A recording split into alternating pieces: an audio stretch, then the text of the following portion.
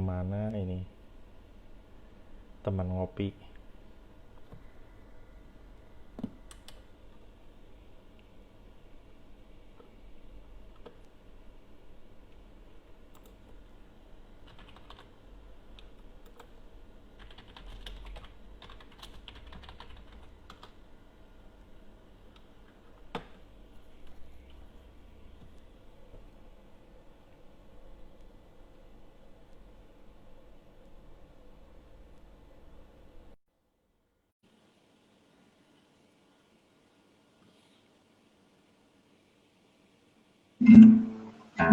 Halo, Halo.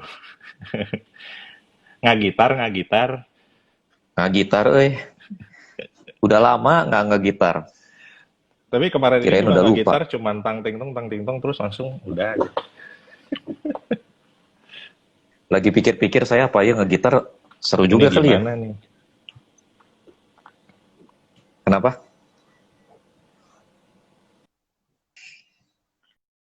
Obrolannya seputar Ah, itu ya. Waduh, dikuncir boxo oh, emang ini tujuannya sih kelihatan barusan. potongannya ini memang tujuannya Oh iya, kunciran. tujuan Heeh. itu teh yang kayak apa Viking ya, Viking. Hmm. Tapi sebenarnya bukan kunciran sih, tapi kayak pangan sebenarnya mah. Dikepang kayak awewe, jika awewe Heeh. Ntar itu pangan. jangan-jangan itu teh yang botak sebelah kayak wong fei hung gitu. Apa itu namanya? Eh, Ini kayaknya pokok pembicaraan yang belum umum kali ya. Iya, Pokok pembicaraan. lumayan yang saya bilang kemarin itu kosakata baru. Kan kayak kemarin ini juga Mm-mm. apa lagi bicara new normal. New normal kan Mm-mm. kosakata baru new normal tuh. Iya, iya, iya. Terus mulai dicoba di Indonesiain kelaziman baru gitu ya. Tapi Maksa jadinya ya. iya, waktu saya bikin podcast pertama Ah, ah, ah. tentang kelaziman baru itu, yang ngedengarnya teh panteng aja cuman satu doang. Baru udah mulai di media rame, baru mulai naik tuh Mm-mm. yang denger soal Iya, iya kelaziman betul. baru. Iya, soalnya Mm-mm, kan benar. sesuatu yang baru ya. Nah, Mm-mm. ngomong-ngomong soal sesuatu yang baru, pernah tahu nggak kalau kan kita Naon? hari ini acara tuh kan namanya ngobrol lopi, ngobrol sambil ngopi. Iya, iya betul. Kalau bahasa Sunda ngopi itu tahu nggak artinya? Sebenarnya luas sekali. Masa sih apaan tuh? Apaan Hah? tuh? Apa? Kalau bahasa Sunda itu ngopi itu ya nggak harus pakai kopi. Jadi, Misalnya nih, sekarang saya endorse martabak sendiri. sok atuh. Dengan saya gigit gini itu udah disebutnya ngopi. Oh gitu. Ngopi Oh apa? baru tahu. Sok atuh eta mangga pisang gorengnya di kopi ya. Gitu. Jadi Oh ngopi gitu. itu kalau buat bahasa Sunda tuh kayaknya ngemil kayaknya gitu ya. Saya gigit Oh, dulu nih. oh, oh, oh. Ini martabak tipis kering, crunchy. Martabak nipis kering ya. Wah cocok tuh istri saya tuh. Ya, Dia udah ya, bergabung. yang kayak crepes gitu Iya, di kayak desainnya. crepes kan. Nah, Mm, mm, mm. jadi kalau bahasa Sunda tuh menariknya tuh itu. Ah, ah, ah, ah. Ngopi itu cik eta geura atuh cireng ka dieu di kopi heula. Ngopi itu ngopi cireng gitu. Jadi itu Iya, iya, juga iya. alasannya Ngopi saya cireng. hari ini gelas saya tidak berisi kopi, isinya Nutrisari. Wah, Nutrisari nggak bayar gua nih. Eh, Soalnya lagi panas Kadang banget. saya pikir ya kalau misalnya kita nanti ada acara kayak begini lagi mah, kuduna aya musik nanya. Jadi Mm-mm. semua yang mau ngikut acara ngobrolnya kita itu ya, Mm-mm. itu mesti diminta untuk menyediakan minuman sendiri-sendiri gitu di depan gadgetnya. Ada Mm-mm. ada gorengan kayak ada apa pokoknya ngopi aja pokoknya begitu judulnya. Ritual ya, Terus ada, ritual. ada musiknya jadi rasa apa? Serasa Rasa ngumpul di kafe ya. kafe. Ya, rasa kafe. Virtual Gitu. kafe ya. Virtual cafe benar-benar benar. Ini ajang begini malah kita jadi ajang ketemu banyak orang ya sebetulnya mah ya. Bener, bener banget. Ajang ketemu banyak orang. Tadinya mah kalau misalnya nggak ada kayak gini-gini mah kita mana ada mau cerita Sempet ketemu aja udah puji Tuhan banget ya. Mm-mm. Kalau Betul, sekarang betul. begini mah. Tapi ngomong-ngomong di Bandung sekarang PSBB udah dibuka belum ya? Kalau Bandung 12 Juni ya, kan kemarin diperpanjang lagi. Jadi 12 Juni baru Oh perpanjang, 2 gitu. hari lagi masih ada PSBB lagi. Tapi Heeh. tadi dan 3 hari yang lalu, gue ke Bandung juga udah cukup. Udah aktivitasnya udah kayaknya udah hampir balik Udah kayak lagi. normal ya. Iya, Oh, udah kayak old normal. iya, iya. Ini gue baru Sebetulnya pulang nih, yang baru pulang. sebetulnya yang mengkhawatirkan itu adalah banyak orang nggak care sih sebenarnya. Nggak Jadi care soal. nggak care soal protokol kesehatan. Oh, iya, iya, iya. Makanya seperti istri gua di Cungkuo tuh selalu Mm-mm. mengkhawatirkan itu, iya, elunya tertib, tapi waktu lu keluar orang-orang tertib nggak? Betul, betul, That's why kan yang kemarin diobrolin sama Pendeta Fani kan gimana meningkatkan imun tubuh, gua lebih setuju itu. betul, betul. Gue lebih setuju itu Iya tadi. karena kalau kita ngejaga pakai APD, pakai apalah, pakai pakai face shield gitu ya, udah kayak Hmm. topeng monyet, udah kayak main wayang patehi gitu kan. Tapi Heeh. Tapi kan virus itu kan kecil, kita nggak tahu. Ya sebenarnya ya seperti yang saya bicarakan sama Pendeta Fani kemarin, problemnya dengan COVID-SARS-19 ini adalah COVID-SARS-19 ini adalah virus SARS yang terlemah tapi yang tercerdas dari semua virus SARS yang pernah ada. Hmm. Jadi kita lihat aja laporan di media sosial misalnya begitu, bagaimana mereka itu bermutasi. Hmm. Jadi kita lihat juga penderitanya kan dari PDP, terus ada sekarang OTG ya, OTG sekarang malah orang tanpa gejala. Iya. Jadi ini bermutasi terus. Jadi saya pikir-pikir mengharapkan pertolongan pemerintah, menunggu sampai momen di mana para ilmuwan menemukan vaksin untuk mengobati COVID-19, wah saya rasa sih udah terlalu terlambat. Terlalu terlambat buat kita. Kenapa nggak jaga kesehatan aja dari awal? Udah itu aja yang kita mesti kerjain. Iya. Gitu sih. Menarik yang seperti itu kan, yang seperti apa? Menteri kita tuh Pak Mahfud bilang itu kan. Sempat dengar gak beritanya tuh yang langsung dibully abis-abis?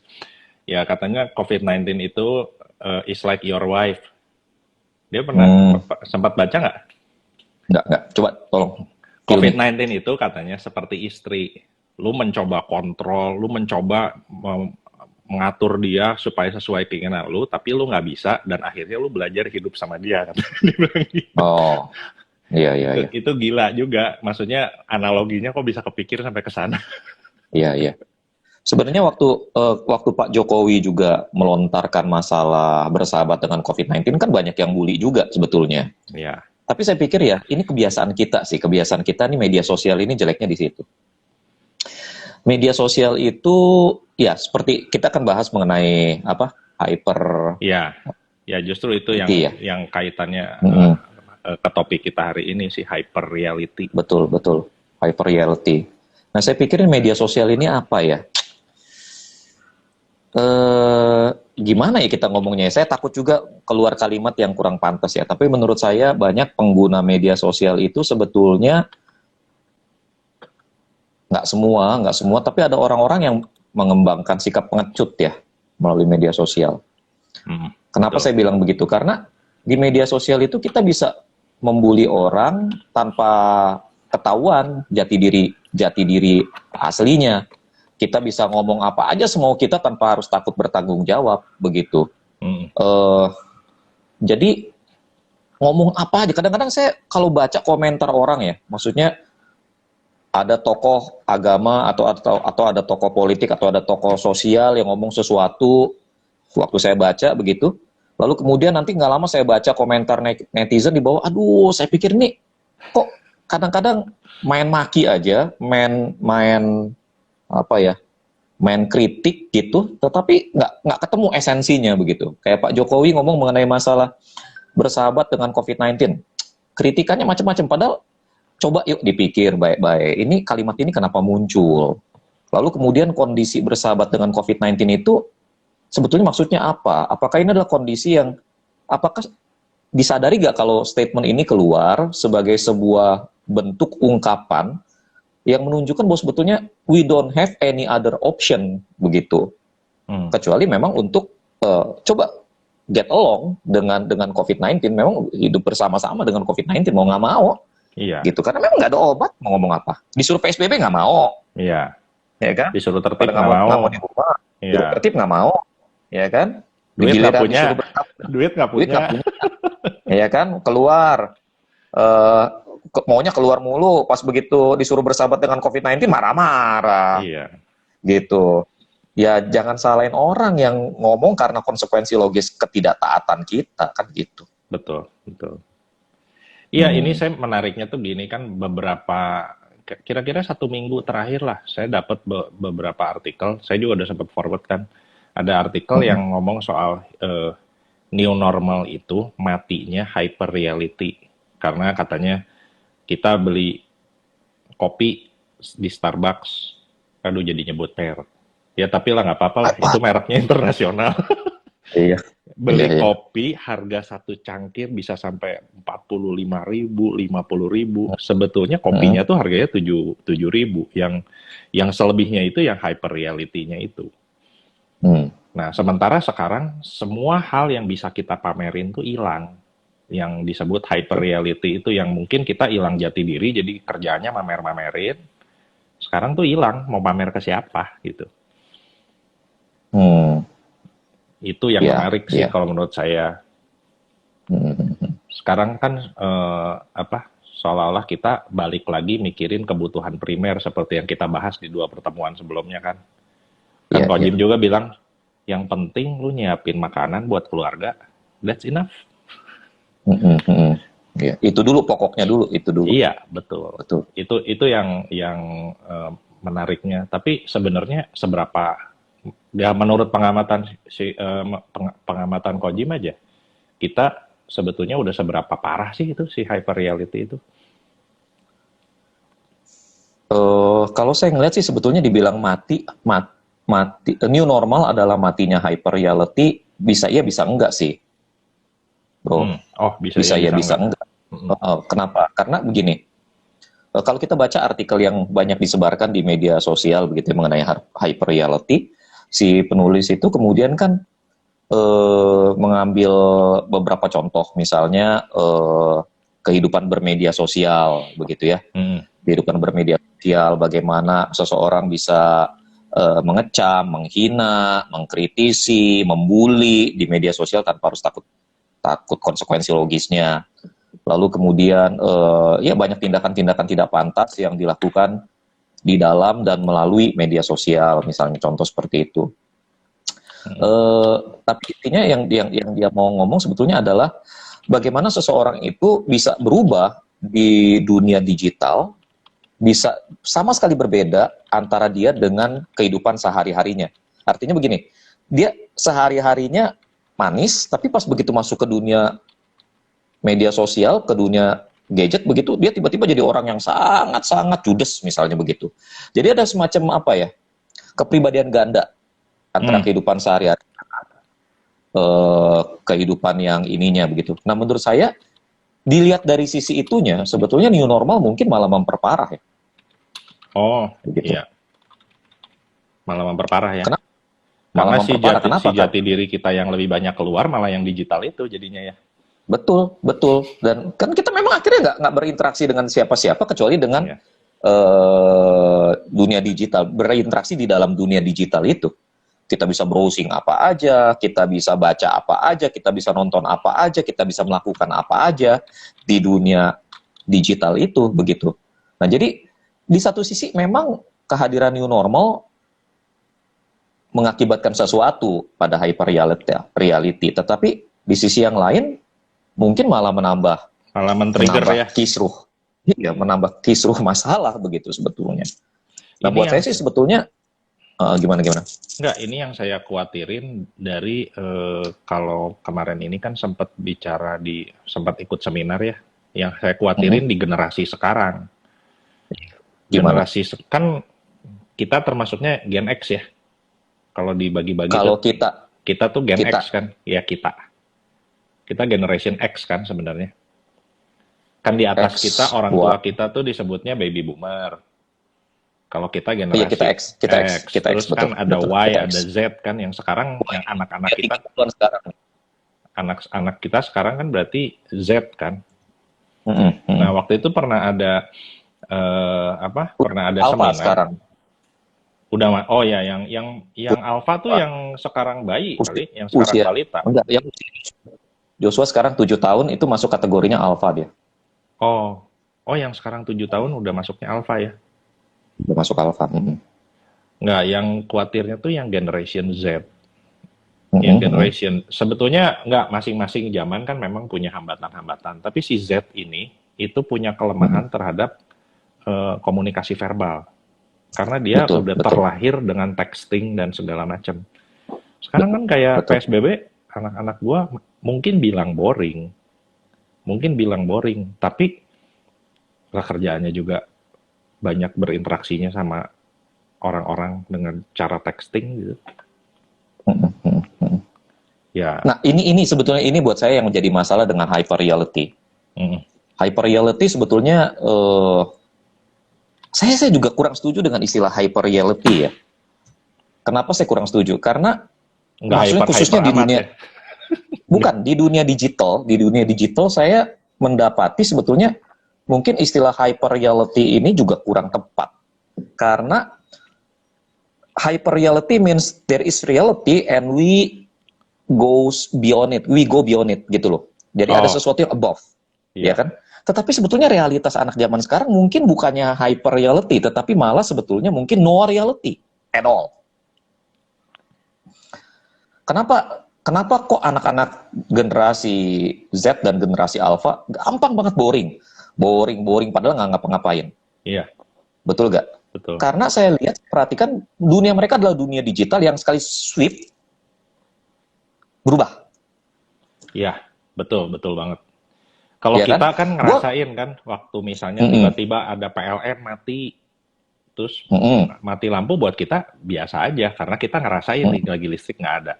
Waktu internet down, kita mah nggak mati gaya, karena kita pernah hidup di dunia internet yang lambat banget kan. Tapi malah gue pernah hidup di dunia tanpa internet. Iya, tapi sama lah, kan kita lagi dari zaman sebelum dial up kan nggak ada yang namanya internet lah. Ya itu berarti 200 tahun yang lalu tuh. Kita masa prasejarah berarti. Masa prasejarah kita itu berarti. Enggak, maksudnya ya itu yang cilaka gitu. Generasi sekarang tuh begitu internet ada something wrong sama jaringan internet. Pak, kenapa ya wifi-nya? Nah, yang mana gua tahu.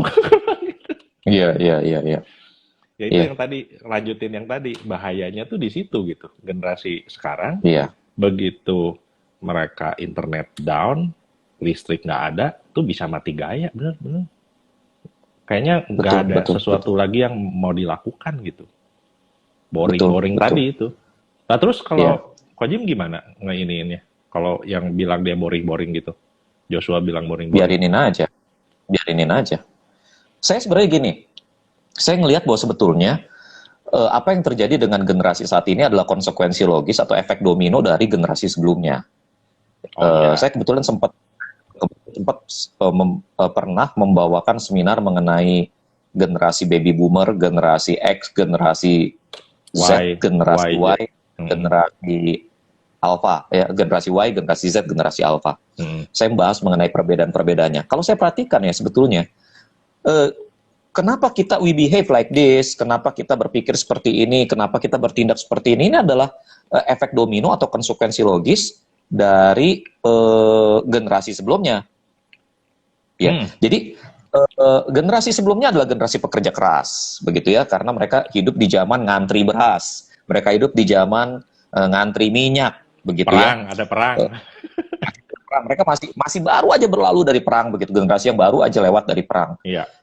Buat mereka etos kerja keras, begitu ya, punya integritas di dalam dunia kerja itu penting. Lalu masuk generasi kita. Generasi kita masih memegang standar nilai itu, masih memegang standar nilai etos kerja, kita harus bekerja keras, begitu ya, punya integritas di dalam dunia kerja. Kita masih pegang dunia yang kayak gitu. Maksudnya kita masih pegang konsep yang kayak gitu. Tapi kita mulai ngerasain tuh transisi antara mesin ketik dengan desktop cembung. Iya. XT, Kita masih ngerasain, AT286, AT386. kita masih ngerasain yang namanya perubahan dari floppy ke disk. Iya. Iya kan? Terus kita ngerasain yang namanya perubahan nonton itu dari beta. Oh, Betamax ke VHS. Beta, VHS begitu. Kita masih ngerasain yang kayak gitu tuh. Kita juga masih ngerasain yang namanya nelfon pakai handphone. Pakai koin. Oh, kita masih terus handphone yang bisa buat nyampak anjing mati, begitu kan? Iya, betul. Kita masih ngerasain yang kayak gitu. Kita pelan-pelan beralih. Nah, cuma ini prosesnya panjang. Iya. Ini panjang. Jadi prosesnya generasi baby boomer adalah proses yang panjang. Masuk ke generasi kita juga kita masih mengalami proses yang panjang, proses perubahan yang cukup panjang. Iya. Oke, tapi durasinya sedikit lebih pendek dibanding dengan generasi baby boomer. Lalu kemudian kita masuk ke generasi Y. Anak-anak kita generasi Y, begitu ya. Adik-adik kita generasi Y. Nah, mereka ngalamin yang namanya laptop atau desktop yang ceper. Iya. Ya. Tapi mereka pakai udah nggak ngalamin DOS. Kita masih DOS ngalamin. ya nggak ngalamin Ya, gitu mereka ya. udah Windows. Mesin tik juga mungkin kayaknya udah sesuatu yang sangat jarang begitu ya, udah pakai mesin, udah pakai mesin tik listrik. Nah, sebetulnya kan perubahan ini mengakibatkan perubahan cara berpikir. Perubahan cara berpikir, perubahan pola ekonomi. Betul. Iya kan? Di dunia kita kerja masih mostly by hand. Di zamannya kita, generasinya kita, mostly by hand. Tapi di generasi Y sudah mulai mostly by gadget, ya kan? Iya, betul. Lalu anak-anaknya mereka tentu otomatis jauh lebih advance secara gadget dibanding dengan mereka dan dibanding dengan kita, generasi kita gitu loh. Iya. Iya kan? Nah, kalau ngomong persentase mungkin di kita gadgetnya 30%, generasi Y udah mulai 70%, di generasi Z udah mulai 90%, generasi Alpha 98%. Iya.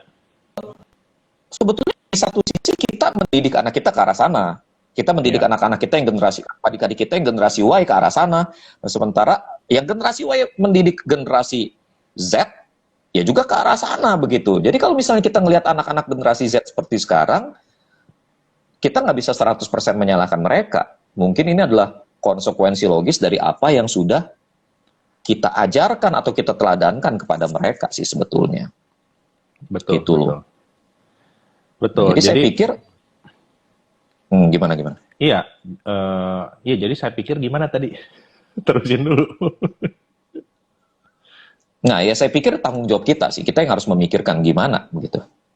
Iya, kalau saya sih selama ini kalau kayak ngajak ke anak gitu, ngajak ke adik yang umurnya lebih jauh, selalu mikirnya waktu apa yang kamu jangan terlalu sampai depend on something terlalu kuat.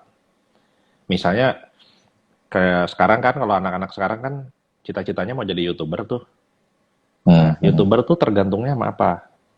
Sama gadget, sama ini. Berarti kamu udah tergantung sama satu ini.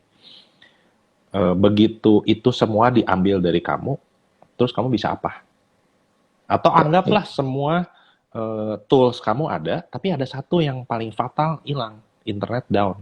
Anggaplah ada bom atom internet se-Asia mati semua, terus lu mau ngapain? Artinya kan kita tetap basic life skill tuh harus punya. Betul. Kalau enggak terus mau hidup pakai apa gitu? Kalau kamu udah hidupnya tergantung sama dunia digital, jadi belajarlah untuk tidak bergantung pada something terlalu kuat, tapi bergantungnya sebetulnya harus kepada diri sendiri dan Tuhan lah. Betul. Sebenarnya menjawab pertanyaan kamu tadi ya mengenai kalau si Joshua gimana tuh gitu ya. Kalau saya gimana ngedidik si Joshua? Oh, ayo kita coba lebih rapi sedikit. Istri kita tuh di sini gitu. Jadi gimana ngedidik si Joshua? Saya ngeliat gini, sebenarnya problem kita adalah problem kita lebih holistik. Problem kita lebih holistik, lebih filosofis, dan penyelesaiannya nggak bisa semata-mata pada gadgetnya. Kalau kita ngomong mengenai gadget, misalnya gitu ya, kalau kita ngomong mengenai gadget, unavoidable. Iya. Betul seperti yang kamu pikirkan. Kalau misalnya tiba-tiba terjadi kekacauan, chaos besar, sehingga kemudian segala sesuatunya tiba-tiba kacau. Oke, ada bom internet misalnya begitu, anggap begitu. Nah, tentu mereka akan mati gaya, mereka akan kehilangan kemampuan survive kalau mereka nggak belajar kalau mereka terus-menerus bergantung pada dunia internet. Tetapi masalahnya nih sekarang, kalau nggak terjadi apa-apa, maksudnya semua berjalan dengan sangat baik begitu. Kalau anak kita kemudian, iya, maksudnya anak kita kan akhirnya survive-nya di dalam, bagaimana mereka survive, bagaimana mereka maju di tengah-tengah dunia digital adalah dengan menguasai teknologi digital sebetulnya kan. Betul.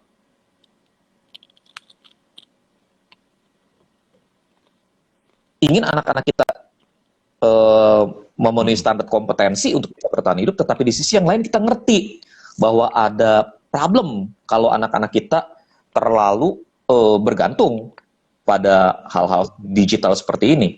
Nah, jadi saya ngelihat sebetulnya ada hal yang lebih esensial sih untuk kita berikan kepada anak-anak kita.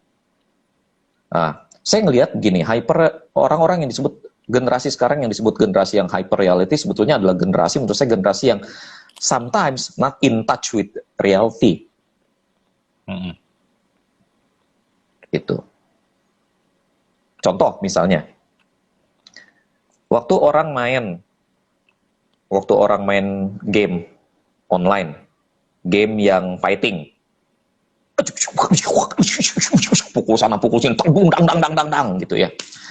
Dia kan sangat fokus ke sana, adrenalinnya mungkin terpicu, endorfinnya meledak begitu, membuat dia terbius dan kecanduan, ya kan? Dia tersugesti masuk ke dalam alam game ini, gitu sih, seluruh keberadaannya masuk dalam game ini, sehingga kemudian sulit bagi dia untuk membedakan, untuk saat itu sulit bagi dia untuk membedakan mana realitas, mana yang digital.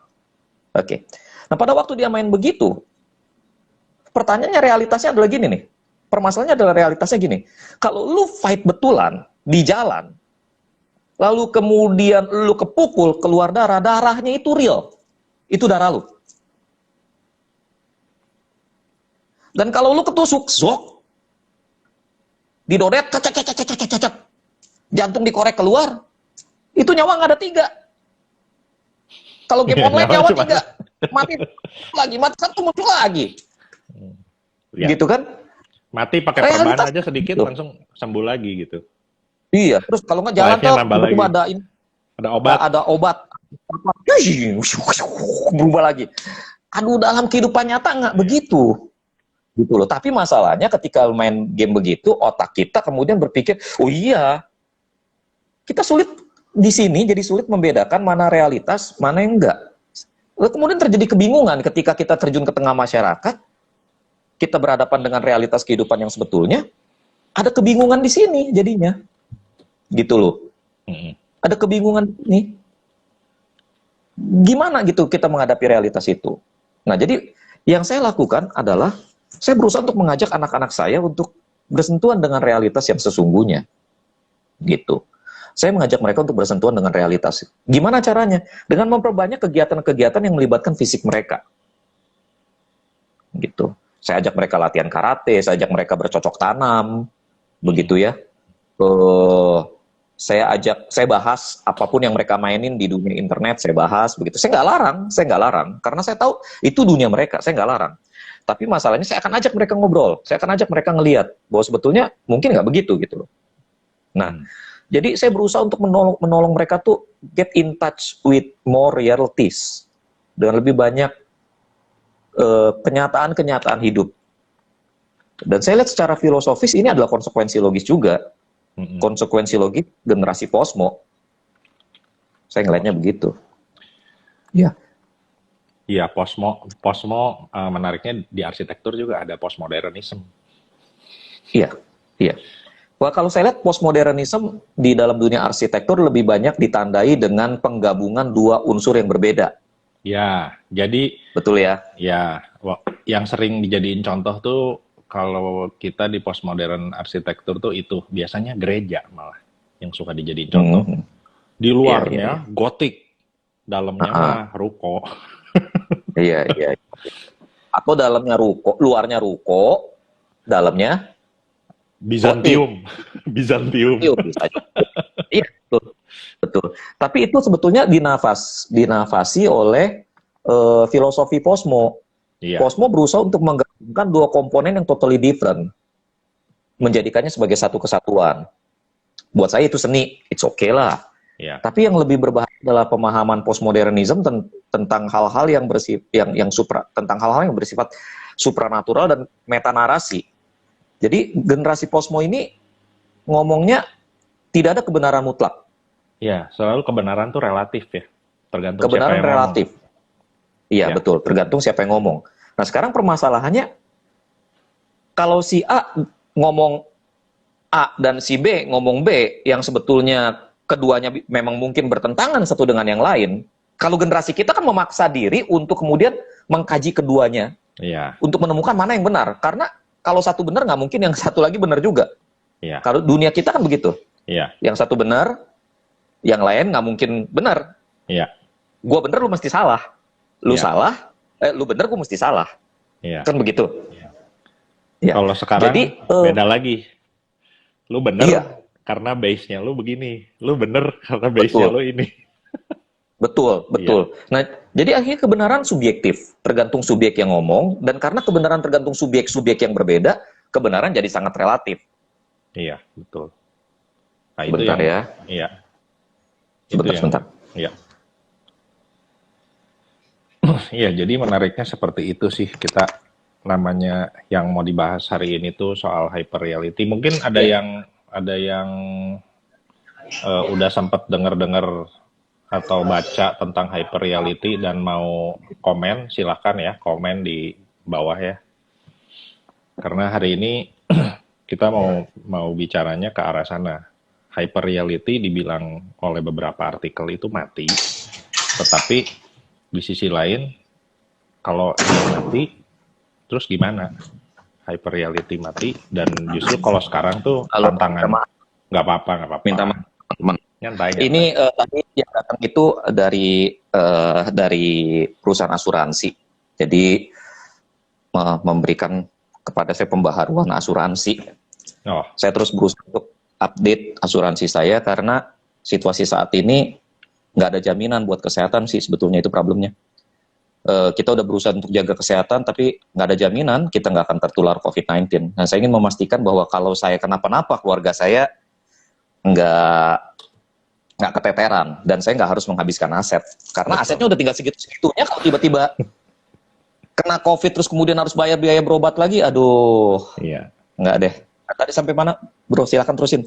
Iya. Tadi saya bicara jadi tantangan kita sekarang itu karena COVID-19, new normal itu dibilang kita matinya hyper reality kalau kata si beberapa artikel ini. Tapi sebenarnya yang jadi tantangan itu bagaimana kita jadi diri sendiri itu loh. Jadi diri sendiri, menggali lagi akar kita seperti apa, dan potensi kita, memaksimalkan potensi kita seperti apa, sehingga yang sempat Ko Jim sempat bilang di konten YouTube yang mana tuh, kita menjadi pribadi yang ready gitu, mau new normal, mau apa, gue udah siap nih, perbaharui diri sendiri, mengenal diri sendiri lebih baik lagi, karena tadinya kita ketutup sama si hyper reality itu. Iya, itu betul. Oh ya, kembali sih ke masalah yang tadi sempat terputus, minta maaf ya teman-teman ya. buat saya gini, karena kita punya kebiasaan menganggap relatif sebuah kebenaran secara konseptual, maka ketika kita bersentuhan dengan realitas, mood, cara berpikir yang begini akhirnya berdampak pada kehidupan kita. Gua kadang-kadang sekarang terjebak sama pemikiran kayak begitu loh. Gua kadang-kadang gua pribadi juga suka terjebak seperti itu.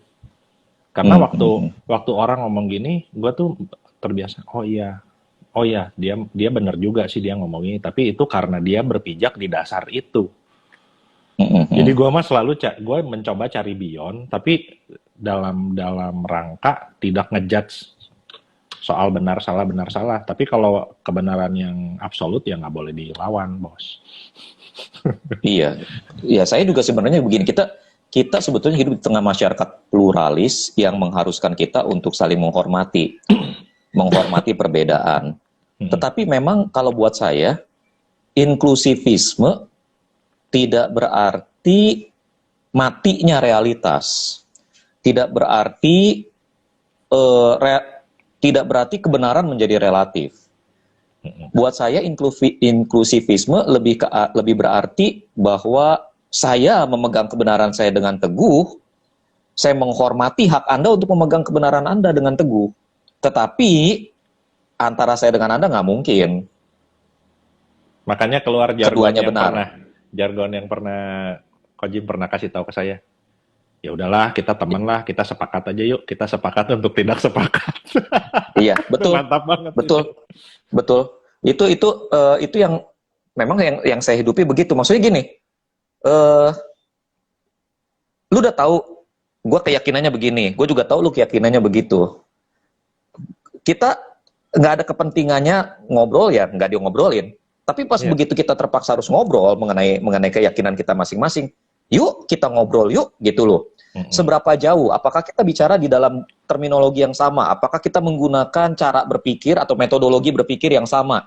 Kalau keduanya terminologinya udah sama, metodologi berpikirnya udah sama, ayo kita ngobrol, gitu loh. Kita ngobrol dengan iklim yang lebih ilmiah, iklim yang lebih akademis. Dan setelah itu, kalau memang itu yang bisa kita lakukan, dan ternyata kita tetap berbeda, ya udah gitu loh. Ya udahlah gitu.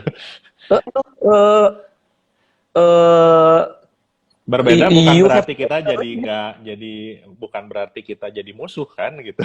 Berbeda. Betul. Nah, cuma memang beda dengan orang posmo. Orang posmo kemudian karena ini menerima ini sebagai kebenaran, ya udah saya menghormati itu. Jadi kemudian jadi blur. Kebenaran apa yang kamu pegang sebetulnya? Iya, kadang-kadang jadi liar malah kalau orang posmo ya. Kalau saya enggak. Kalau saya menghormati perbedaan ini, saya menghormati kamu berbeda dari saya menghormati bahwa kamu tidak memiliki keyakinan yang sama dengan saya, tapi saya tahu keyakinan yang saya pegang. Iya. Gitu loh. Jadi saya tidak menganggap kebenaranmu kebenaran. Cuma saya menghormati hakmu untuk memegang apa yang kamu anggap kebenaran. Kan begitu sebetulnya. Betul. Dalam kerangka toleransi itu harusnya begitu gitu ya. Betul. Ya kita nggak memaksakan kebenaran kita, dan dia juga nggak harus memaksakan kebenaran dia. Gitu sih kalau menurut saya. Nah buat saya ini sebetulnya core yang harusnya kita pegang di tengah-tengah kondisi ini untuk menghindarkan kita dari kondisi yang namanya hyper reality. Pertama-tama secara spiritual, secara filosofis, kita harus memahami diri kita, memahami kebenaran kita, apa yang kita yakini sebagai kebenaran. Kita harus mungkin kembali mengguratkan. Kita mungkin harus kembali menuangkan apa yang menjadi keyakinan kita. Berani untuk membenturkan diri dengan perbedaan, berani untuk membenturkan diri dengan apa yang dulu kita anggap tabu. Berani untuk membenturkan diri dengan apa yang dulu kita anggap sesat. Hanya untuk mengkaji kebenaran kita, begitu loh. Nah, kalau kita udah menemukan apa yang menjadi kebenaran kita, pegang itu baik-baik, gitu ya. Dan di saat yang bersamaan kita juga mengkaji diri sendiri secara emosional, secara psikologis. Saya orang seperti apa?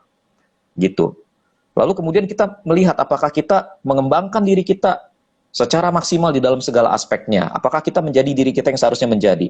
Saya yakin kalau dua hal ini dilakukan secara simultan, kita akan menjadi pribadi yang kokoh. Kita akan menjadi pribadi yang solid. Gitu. Nah, dari situ baru kita bergerak ke arah yang lain gitu. Kita baru bisa ngelihat sebetulnya gadget itu dengan segala kecanggihannya, IG, YouTube, Facebook, kita akan melihat bahwa itu tidak lebih daripada tools. Iya. They are not who we are. They are our tools. They are not the end. Mereka bukan the ultimate purpose. They are tools to achieve the ultimate purpose. Itu sih kalau saya ngelihatnya. Mestinya kan ke situ. Iya. Justru si teknologi ini justru kita tunggangin, kita kendarain gitu.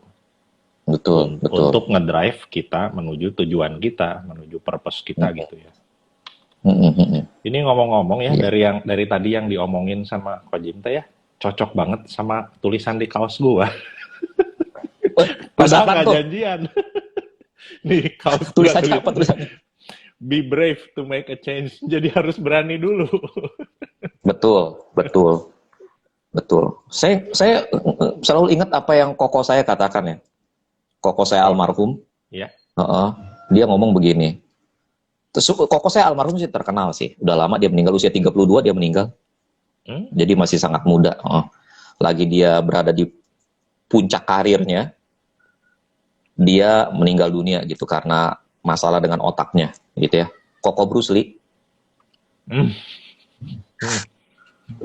Bruce Lee pernah bilang begini, a copycat won't change the world. Copycat, niru. Copycat won't change the world. Tukang tiru itu nggak akan pernah mengubah dunia. Gitu. Orang yang mau mengubah dunia adalah orang yang menemukan dirinya, menemukan kesejatiannya, dan berani untuk menghadirkan diri apa adanya, gitu loh. Tapi, ya memang konsep tentang diri apa adanya ini tidak berarti kondisi diri yang terbatas ya. Nah, kayak gitu. Diri apa adanya, yang dimaksud dengan diri apa adanya adalah kondisi diri yang sudah dimaksimalkan. Gitu. Kondisi diri yang sudah dimaksimalkan. Iya. Ya jadi kalau kata si Koko Bruce Lee tadi yang kalau niru nggak maju-maju, menurut gue juga ya gue juga setuju soal itu. Soalnya walaupun ya ada satu kenyataan menarik bahwa makin kesini originalitas tuh sebetulnya nggak ada. Yang ada itu modify. Modify itu nggak copycat gitu. Ya jadi kita waktu dapat sesuatu yang baru, how we modify untuk menciptakan sesuatu yang baru lagi. Nah itu yang namanya inovasi kan ya. Iya. Nah, gue jadi mau mention ini. Tadi sebelum kita live ini, saya tuh baru nerima telepon kurang lebih 43 menit dari satu orang yang saya belum pernah ketemu. Kenalin. Nah, menariknya si Koko ini nanti kita udah ada rencana mau kopi darat nih, ketemu nanti hari Sabtu. Tapi yang menariknya si Koko ini itu usia udah paruh baya. Kayaknya sih udah di atas kita lah, mungkin 5-6 tahun apa mungkin 10 tahun di atas kita gitu. Tapi gue melihat dengan usia sedemikian, pikiran inovasinya tuh gila loh. Maksudnya dia tuh dengan usia segitu masih mikirin mau bikin startup. Iya. Ya itu yang gue bilang, mental.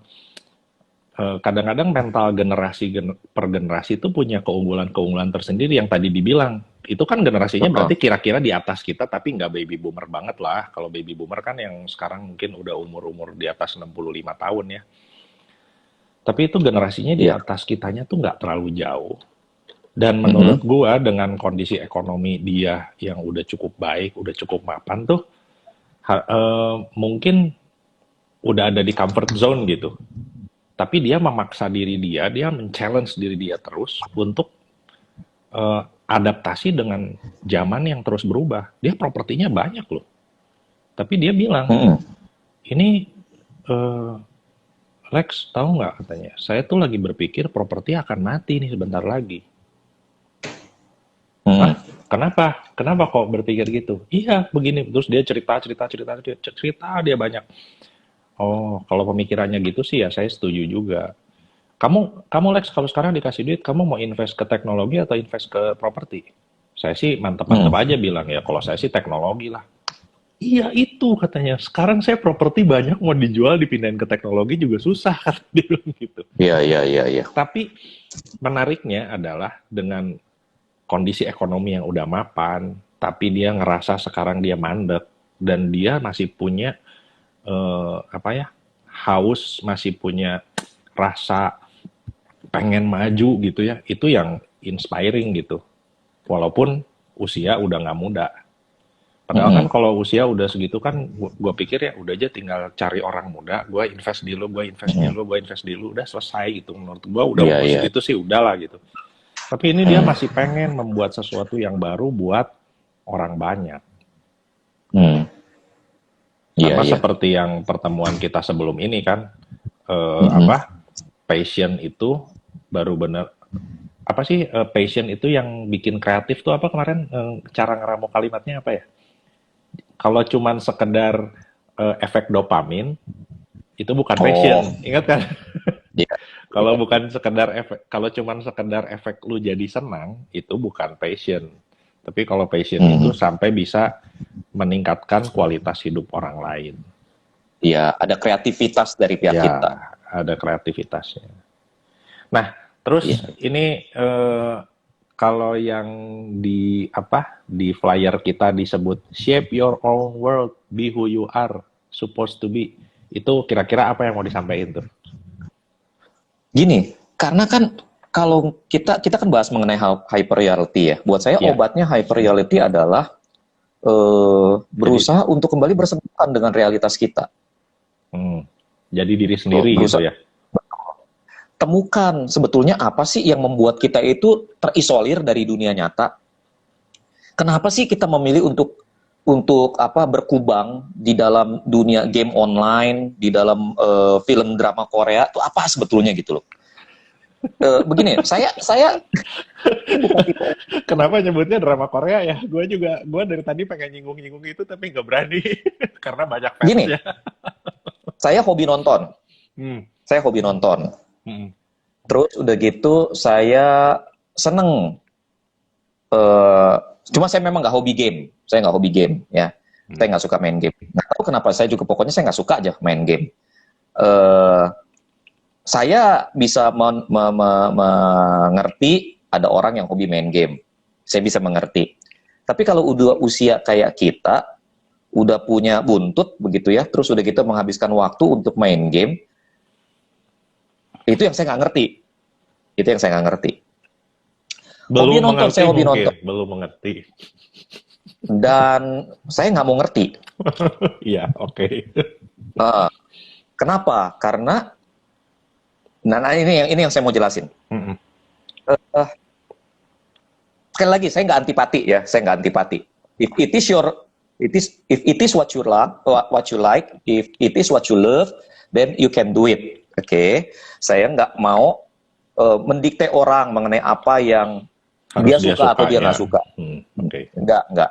Kalau itu masalah taste, kalau itu masalah preferensi pribadi, just go ahead. Oke, tapi kalau saya enggak. Saya hobi nonton, hobi banget nonton. Tapi saya akan sangat berhati-hati, jangan sampai saya menghabiskan waktu berjam-jam hanya untuk nonton. Kan Betul. kalau nonton drakor, kita nggak usah ngomong drakor lah, banyak fansnya mungkin tersinggung lah. Drama Mandarin misalnya, drama Taiwan, drama Hong Kong, Sinetron, sinetron. drama Sinetron ada ya sinetron tuh yang misalnya, sampai ribuan episodenya. iya itu nontonnya dari pagi begitu ya sampai malam. Aduh, emangnya Nggak maksud saya gini produktif loh, jadinya. betul. Kan kita hidup cuma satu kali, hidup kita cuma satu kali. Kenapa nggak coba untuk memaksimalkan hidup untuk menghasilkan sesuatu yang lebih signifikan?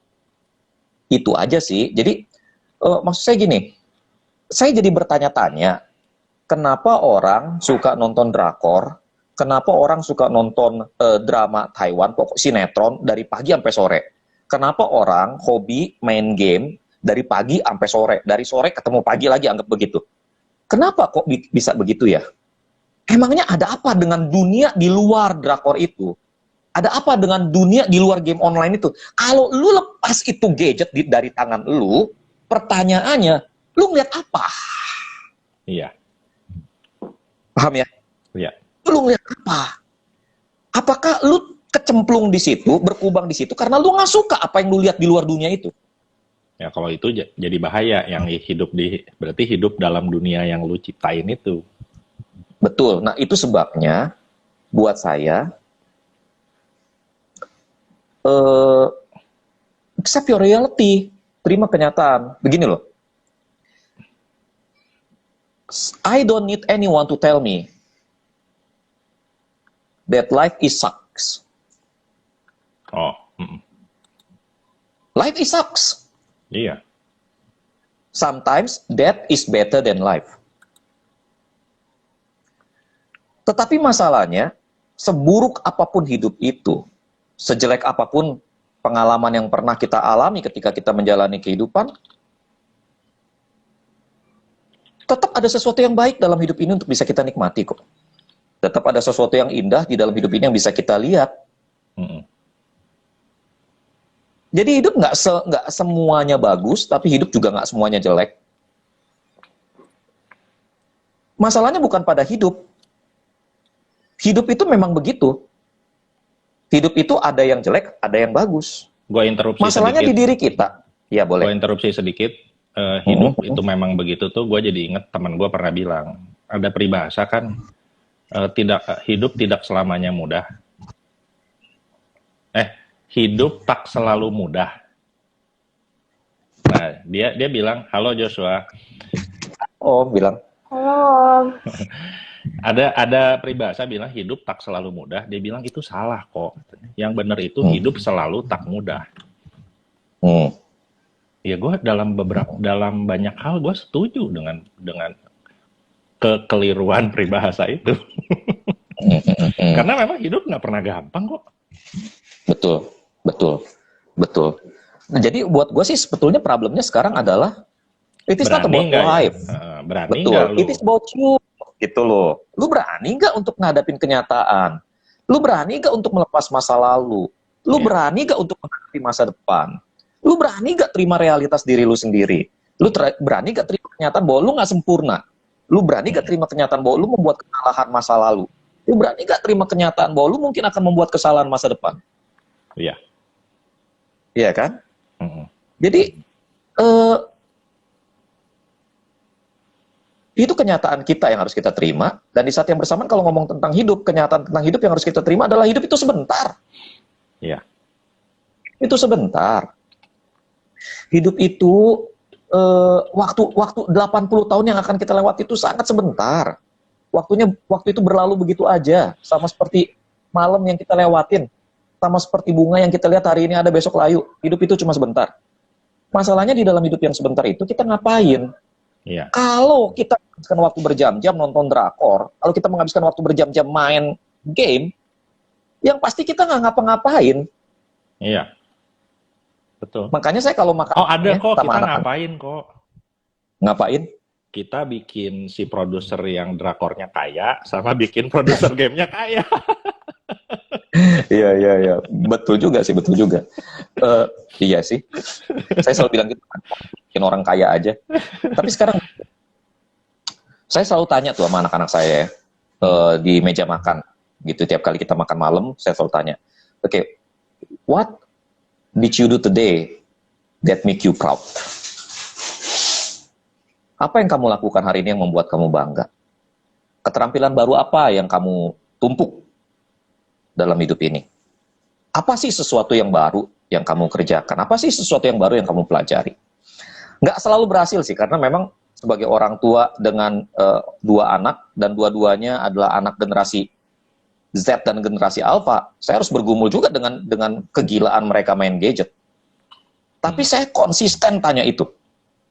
Saya konsisten tanya itu. Gue akan mulai malam ini. Coba, bahkan Iya. tanya diri kita itu. Iya. Kayak misalnya gini, kemarin, saya marah 2 hari yang lalu, saya marah bisa-bisan sama anak-anak saya. Karena buat saya, lu menghabiskan, ingat saya bilang, papa nggak marah lu orang main game. Papa nggak marah lu orang mau nonton. Papa nggak marah. Tapi waktu yang kamu habiskan untuk itu terlalu banyak. Sementara kamu tidak menghasilkan satu hal yang penting dalam hidup kamu. Gitu loh. Jadi, kemarin si Joshua mungkin ada pertobatan begitu ya. Dia, Papa, Joshua mau bikin gambar dong. Mau belajar ngegambar. Nah, saya ajarin dia ngegambar, ada keterampilan baru. Saya selalu tuh, bro, saya selalu nanya diri saya sendiri, what did I do today that make me proud? Hari ini saya cukurin rambut orang loh. Wah. Cukurin Gua rambut ke orang. Jakarta kalau gitu. Iya boleh. Tebal. Itu udah boleh dilihat di akun IG Sosei Dojo. Itu hasil cukurannya rapi banget begitu ya. Rapi lah, menurut saya rapi lah. Menurut saya rapi. Saya bilang sama yang tadi yang jadi korban saya, Kojim nggak penting ya. Kojim nggak penting lu puas apa kagak dengan potongan Kojim. Cuma Kojim ngelihat potongan ini, Kojim puas. Begitu. Ya, gua kayak bilang begitu. Tapi intinya adalah gua belajar sesuatu yang baru selalu. Every day gua selalu belajar sesuatu yang baru. Gitu loh. Gua selalu belajar sesuatu yang baru. Gue selalu belajar, gue selalu baca buku, ambil satu tema baru. Gue selalu lakukan sesuatu yang baru. Gue nggak mau berhenti. Gue nggak mau berhenti. Gue nggak mau berhenti, gue nggak mau mati dengan kondisi gue sekarang. Gue mau numpuk, gue tahu gue miskin. Gue kemarin bilang sama anak-anak gue ya. Ini kalau kita tiba-tiba putus nyambung di live-nya Kojim ya. Tinggal 2 menit. Okay. Oh iya. Oke. Ya, intinya sih gitu. Mau berhenti gimana tadi?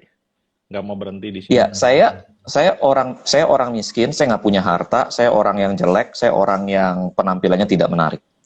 Kalau saya hidup dengan mengandalkan itu, maka saya nggak punya apa-apa dalam hidup ini. Ya. Tapi dari segala sesuatu yang saya tidak punya, saya tahu apa yang saya punya.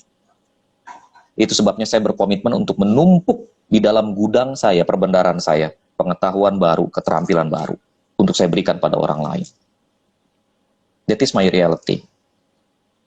Jadi jangan sampai apapun menghalangi kita ke sana. Well, itu aja sih yang saya mau ngomong sebetulnya. Jadi kalau habis juga nggak perlu nyambung kayaknya. Ya nggak perlu ya. Kayaknya seru juga nih hari ini. Nanti kita tunggu komen-komen dari teman-teman yang mau ngebahas topik apa lagi ya. Jadi minggu depan biar kita ada bahan yang lain ya. Silakan teman-teman kalau ada topik yang mau dibahas. Perspektif kami nggak selalu benar sih, tetapi paling nggak ada tambahan sudut pandang lah. Iya. Begitu. Paling nggak ada teman ngobrol dan teman ngopi. Betul. Oke. Ya udah itu dulu deh. Selamat beraktivitas thank you. lagi. Terima kasih buat semuanya yang sudah ikut dalam acara ini. Iya, thank you. Bye-bye. Bye-bye.